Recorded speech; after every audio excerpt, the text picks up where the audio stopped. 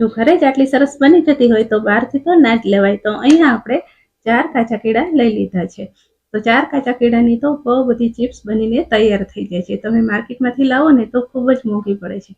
તો કેળાની છાલ કાઢી લીધી છે. હવે આપણે એક મશીન લઈ લેશું અને એને આવી રીતના ચિપ્સ પાડી લેશું. તો ચિપ્સ આપણી બધી બની ગઈ છે અને તેલ પણ આપણું ગરમ થઈ ગયું છે. તમે પહેલી વાર બનાવતા હોય તો એક એક કરીને એડ કરજો અને પ્રેક્ટિસ હોય તો આવી રીતના બધી એકી સાથે એડ કરી દેજો. પ્રેક્ટિસ નહીં હોય ને તો બધી એકી સાથે ચોંટી જશે. તો એક સાઈડનું આપણે થઈ ગઈ છે. તો હવે આપણે એને પલટાઈ લેશું અને બીજી 1 મિનિટ અંદર તળવા દઈશું. તો સરસ મજાનો ગોલ્ડન બ્રાઉન થઈ જાય એટલે આપણે એને કાઢી લેશું. તો આવી રીતના તેલ નિતારીને આપણે એને એક પ્લેટમાં લઈ લેશું અને ઉપરથી આપણે મરી પાવડર સ્પ્રિંકલ કરી લઈશું. જો તમે મીઠું ખાતા હોય તો મીઠું પણ સ્પ્રિંકલ કરી શકો છો. તો હું તમને એક તોડીને બતાવું તો અડતાની સાથે જ તૂટી જાય છે. તો રેસીપી પસંદ આવી હોય તો વિડીયોને લાઈક, શેર અને સબસ્ક્રાઈબ કરજો.